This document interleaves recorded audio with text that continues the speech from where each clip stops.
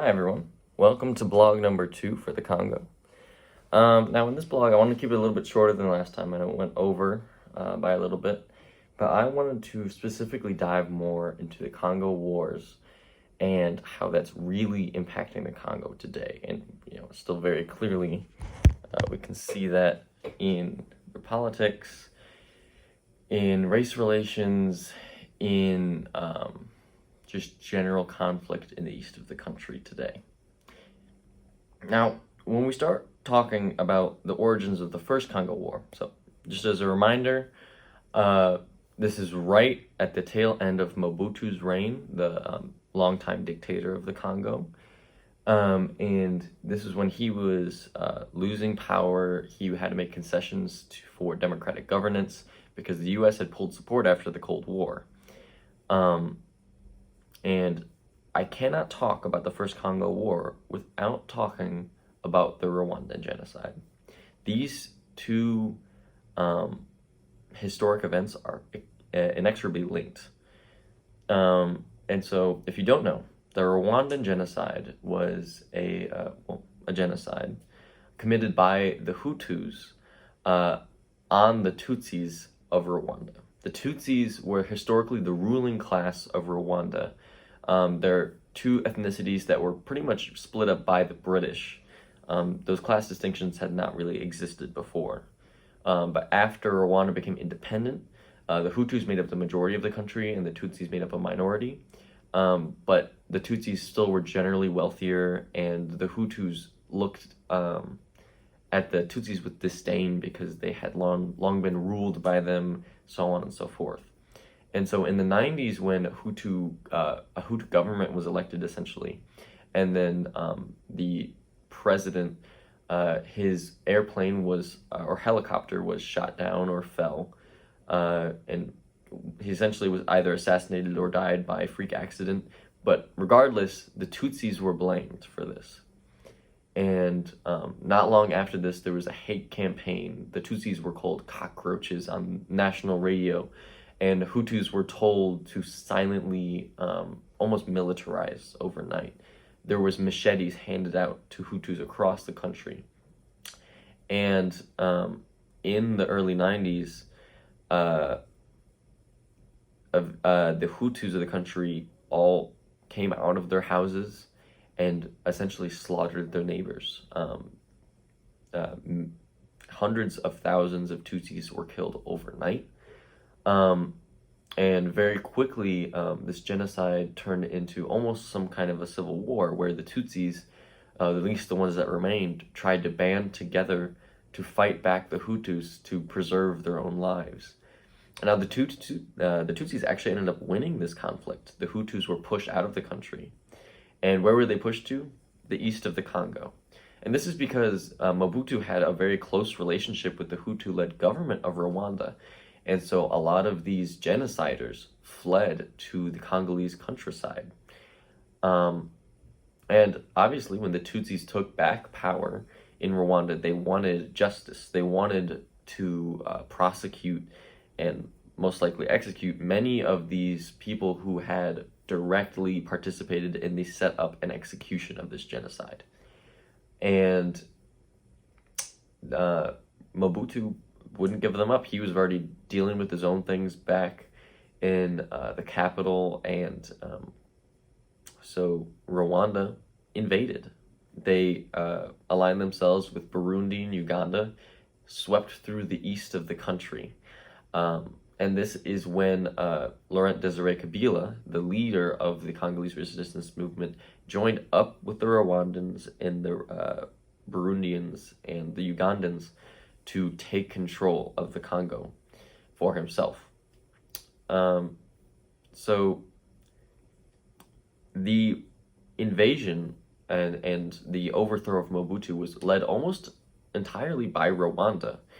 And so following the Civil War and the exile of Mobutu to Morocco, where he died in 1997, a lot of these Rwandans filled key government positions as they were appointed by Laurent Desire Kabila because they had helped him take the government.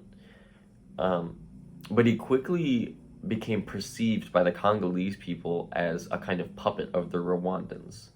There became very loud outcries for him to expel this Rwandan influence, and there became a lot of stirring, a lot of talk of another almost revolution by the Congolese people to put someone in power who was not a puppet. Laurent heard this, and his solution to this was to get every single Rwandan, Ugandan, and Burundian official out of the country. All of their military is expelled, all their officers expelled, everything. He wanted to completely exorcise himself of all possible connections to Rwanda, Uganda, and Burundi so that he didn't appear as a puppet. But he did this in such a brash and kind of unthinking way to where the Rwandans and Ugandans and Burundians all thought that he was another Mobutu at this point. He was acting out against them, he didn't like any of them, and this even unsettled many of the Tutsis that were living in the east of the Congo, because the ethnic lines were crossed borders in a lot of places. And there was a lot of Tutsis living within the Congo. And so these Tutsis, in fear of reprisals by other Congolese, because many of the Congolese thought the Tutsis were getting control of the Congo, rose up against Laurent Désiré Kabila. And when these Tutsis in the east of the Congo rose up, once again, the Rwandans, Ugandans, and Burundians invaded to support these rebel groups. Now, they thought that this was going to be much like the first war, in that it would be quick, it would be relatively painless for them. There were quite a few casualties, mostly civilian, in the first Congo War, a few hundred thousand. So it was a bloody conflict. Do not get me wrong, but to them, to their governments, it did not seem too costly. However, this second Congo War would not be anything that really anyone would expect. Laurent Désiré Kabila had a lot more international savvy than Mobutu did. He quickly got military support from Angola, Namibia, and Zimbabwe, and got participation with a minor force from Central African Republic, Chad, Sudan, logistic support from Libya, and political supports from South Africa, Zambia, and Tanzania. So he is a huge coalition behind him now because of diplomacy and international dealings, because at this point, a second invasion by all three of those countries just seemed wrong, and it seemed like a waste of human lives. But because of the justifications for this war being so ethnically based, there was a lot of ethnic violence in this war. There was an event called the Officiel Établi, where 60,000 were killed alone. This was a genocide actually done by a Tutsi militia on the Pygmies living within the east of the Congo. This was a very specific ethnic group, and many other African ethnicities believed this specific ethnicity to hold within them magical powers. The militia that ended up killing all of these people believed that if you eat the flesh of a pygmy, you will gain their magical properties and become this unstoppable fighting force. And so 60,000 of these people were killed, and many of them were eaten by these militias. And it's insane that this happened in anywhere from 1997 to 2003. This is not long ago that this happened. In the end, this war dragged on from 1997 to 2003, as I mentioned. In 2001, Laurent Désiré Kabila was assassinated by his own child bodyguard soldiers, one of which, who was a Tutsi, assassinated him. At that point, his son took power, also a Kabila, and he managed to stabilize the economy to where, because remember, it was in free fall when Mobutu was in power, and that economic stability allowed the Congo to push Uganda, Rwanda, and Burundi back with foreign support, and ending the war in 2003. Now, this was the most deadly conflict since World War II. About 5.4 million people are estimated to have died in this brutal war. I have actually a quote pulled up to kind of get it set in your mind how brutal the thinking was when it came along ethnic lines. This is from Bunia Radio, a Congolese radio station in the east of the country. People must bring a machete, a spear, an arrow, a hoe, spades, rakes, nails, truncheons, electric irons, barbed wire, stones, and the like, in order, dear listeners, to kill the Rwandan Tutsis. This is stuff that's being broadcasted over live air. This is extremely common to have heard. It's a very ethnically driven war, and it's extremely deadly. Now, when you have a war this recent and it's very ethnically driven, you're bound to have a lot of divide within a country like the Congo that has thousands of ethnicities. And many of the same militia groups that were doing a lot of the fighting in this war are still active in the east of the country today, even though the war is over.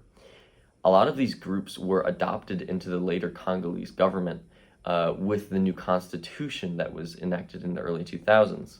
But many of them were not willing to join this new constitution because they believed that they would be impeded upon regardless. And the other reason a lot of these groups are still active is they're still receiving support from countries like Rwanda especially, but sometimes Burundi and Uganda.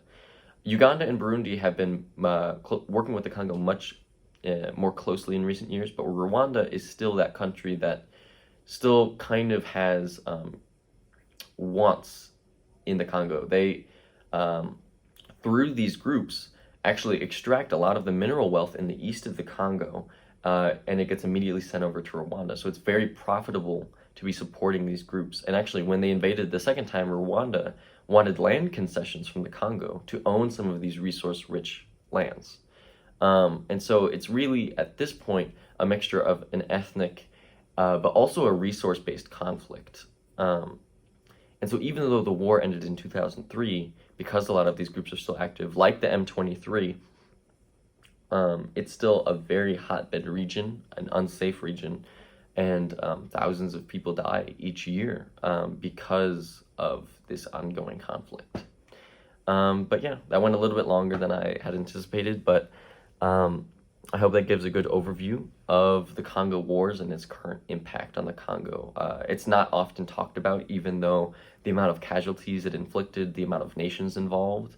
It's a very complex topic, and so I only was able to very briefly cover it. And I hope you found it interesting. Check in back with me next time to talk about how the Congo can move forward and or maybe a closer look at even specific groups like the M23.